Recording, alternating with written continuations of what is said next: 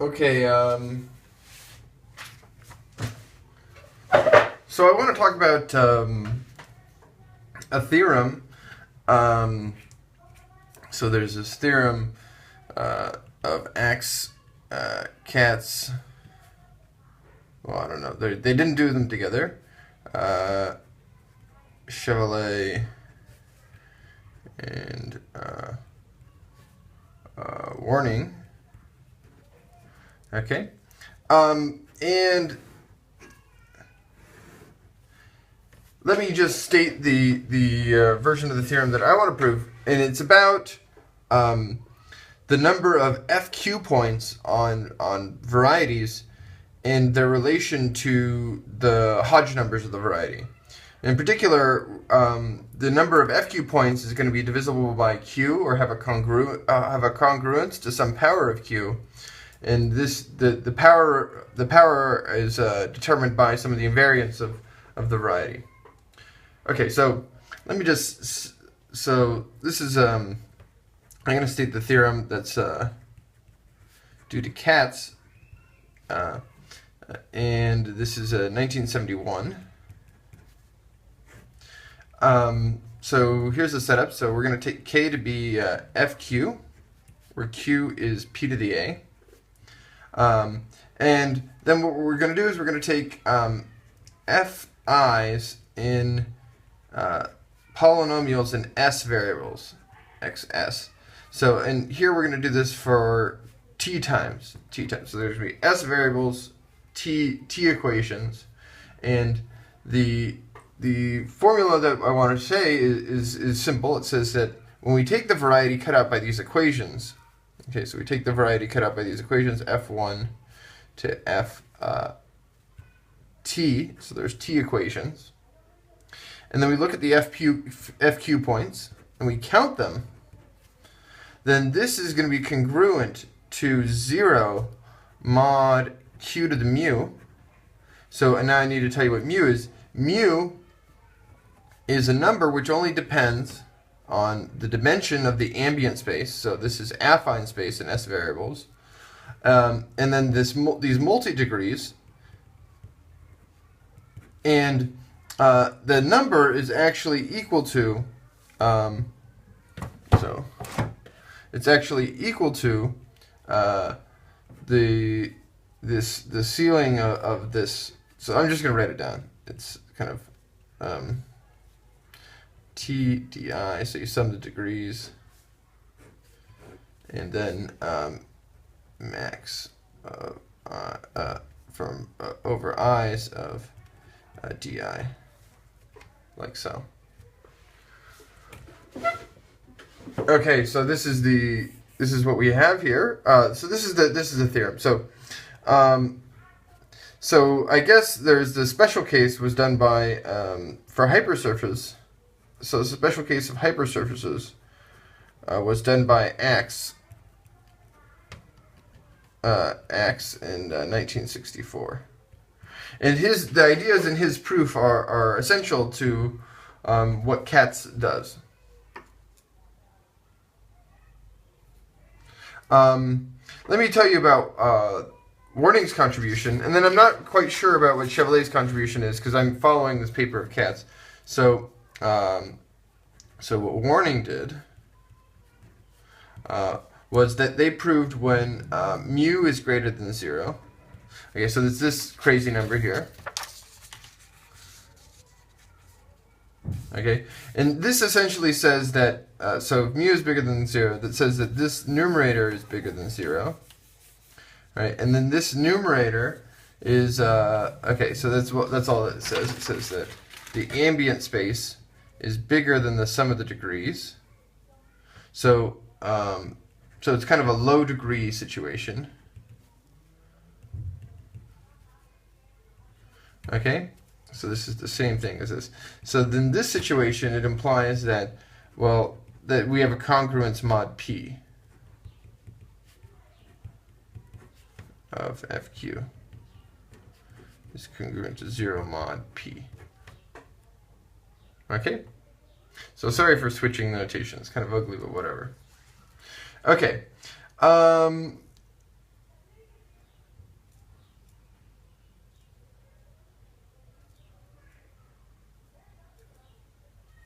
a consequence of this, so this is what they did. This isn't a warning, this is the person warning. So a consequence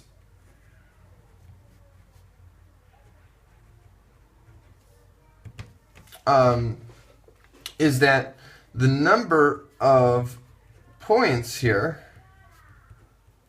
of ft, of, I guess, the Ax-Katz-Warning theorems, is that this is congruent to 0 mod q to the lambda when lambda is equal to s minus the sum of the d's divided by the sum of the d's. Okay, and so so Katz's idea was to improve. So Katz's idea is to improve this.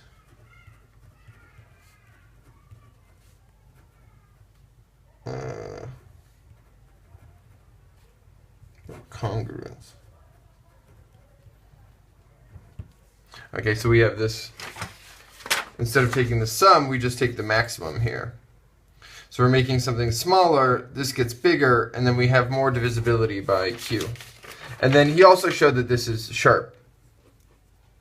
Okay, so yeah, so Katz's idea is to improve this thing. So maybe I can explain now the connection to Hodge theory. So so I do want to do a video on Hodge theory eventually, and Hodge numbers, because they come up in everywhere. So so let me say that so let's recall that so let's take x over k, a smooth, a complete intersection.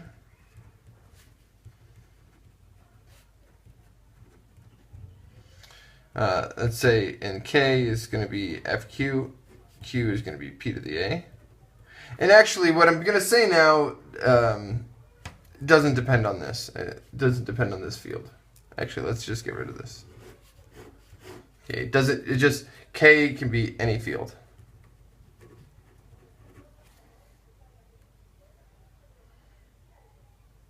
I think it's actually more generally than this. I think local rings work.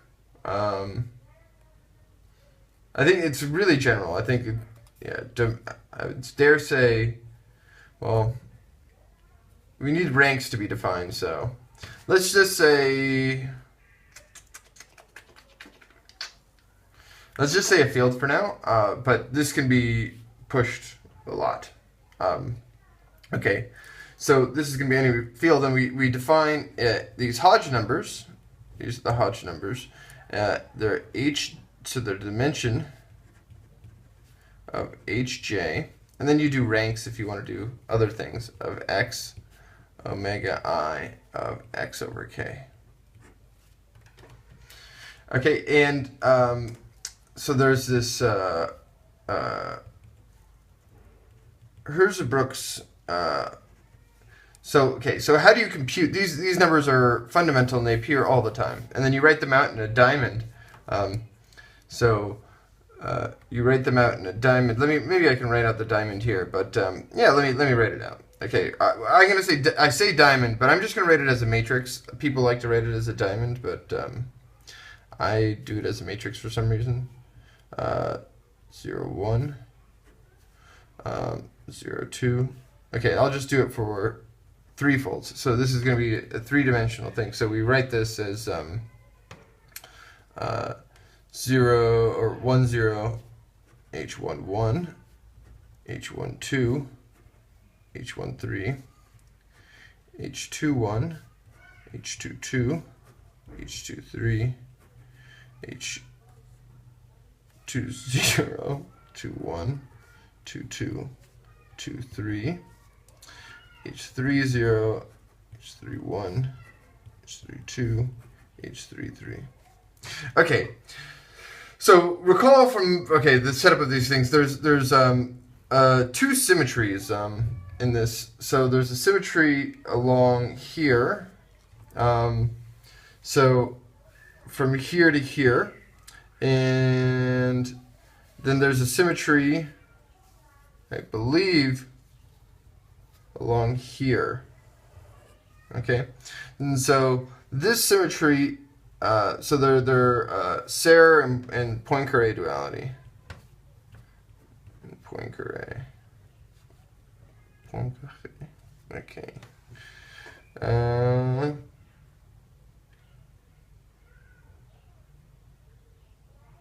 All right, so let's look at which one's which. So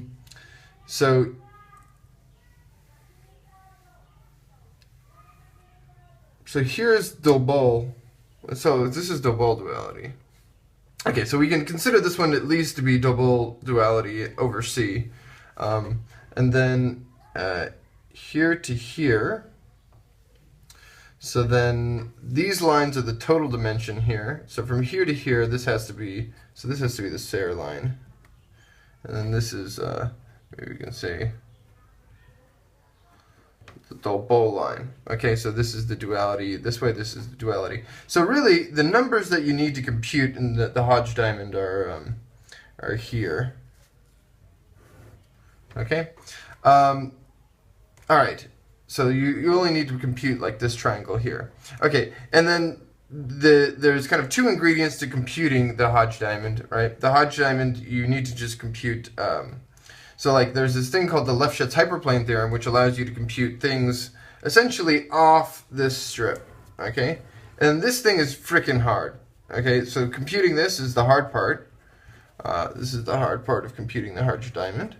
I call this the strip of death.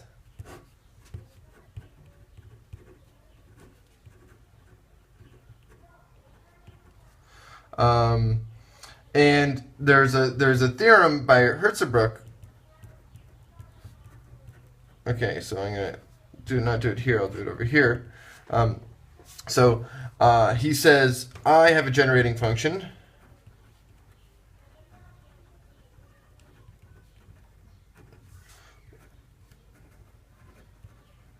for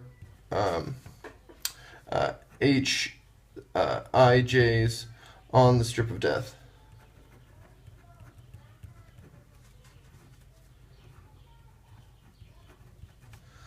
Okay, so I'm going to pause the video. This is kind of awkward. There's something in the way here. So let me pause this and then I'll be right back. Okay, so I'm back and I can move freely. So I have a generating function for the Hij's on the strip of death. So this is the Hertzebruch formula. Moreover, the Hij's only depend, all of them, only depend on the multi-degree,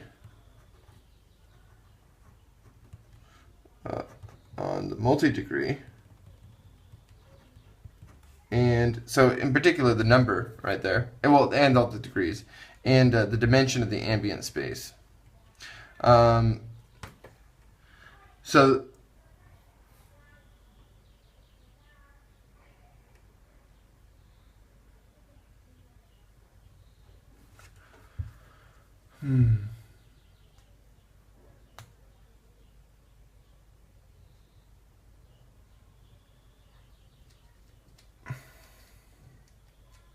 Okay, so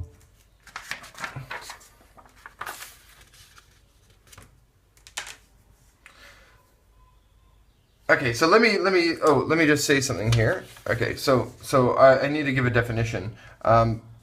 Well, I'm going to define this thing called the Hodge level, and it tells you how non-zero it is in the strip of death. And it turns out that the Hodge level will be the same as this number mu in the case of, well, it's going to be related to this number mu in the case of projective variety. So this is the connection here, is that this thing here is going to be the so-called Hodge level. Let's say it's related to the Hodge level. And I'm going to tell you what the Hodge level is. Okay, so let me just tell you the definition. So the Hodge level of X, so X, well, I guess we can define this for anything. So it's going to be the minimum of the set of i's, the integers, such that h0 of I, and then we're going to take the dimension of x minus I is non-zero. Okay, so here we're using this hij minus delta ij, like so. Okay, so okay.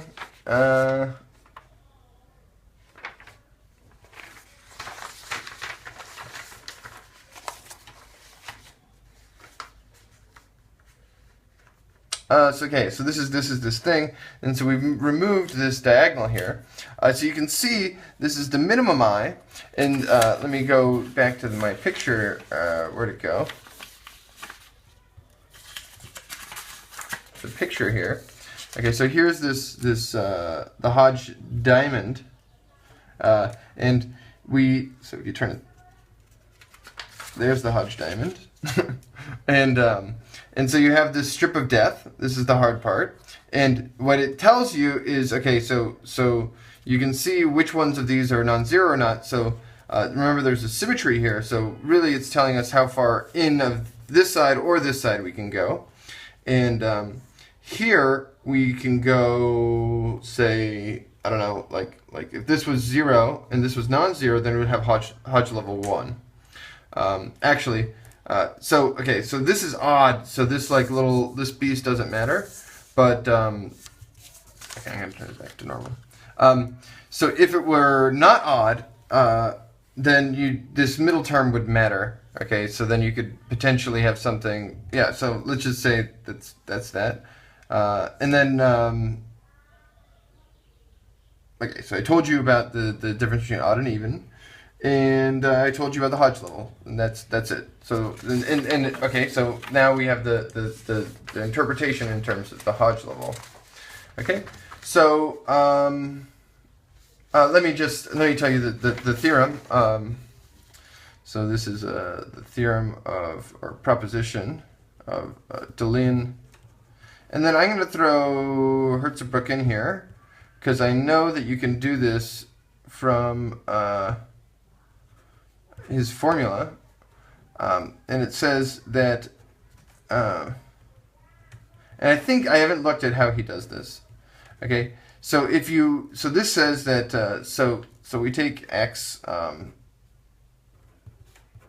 vf1 to ft, and it's going to be a subset of p to the s minus 1 of k. So okay, so what we do is we essentially take the situation that we had before, but we're going to do kind of the projectivization, and we're supposing that these FIs are now homogeneous.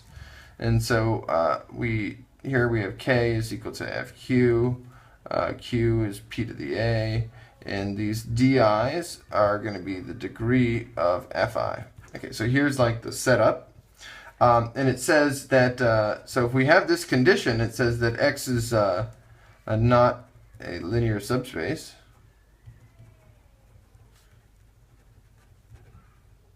Okay, and under this condition, it says that the Hodge level is equal to the mu. I don't know what the name for mu is. We should give mu some type of name so we don't just say mu, because if someone changes their notation, then mu changes. But okay, so the Hodge level, and we'll call this like the I don't know, affine Hodge level.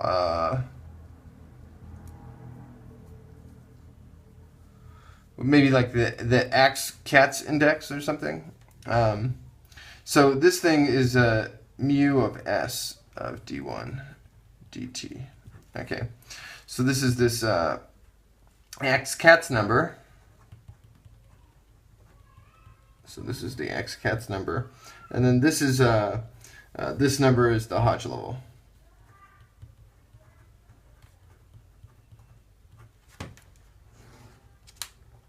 Okay, so that's all I want to say about this theorem in the introduction. Okay, so really, again, what's the important part? The important part is that, so when we have complete intersections, then what we can do is we can look at the number of FQ points, and they satisfy a congruence. And the congruence is related to the Hodge level of the number when it's projective. All right. Thanks for watching this part. I'm going to go.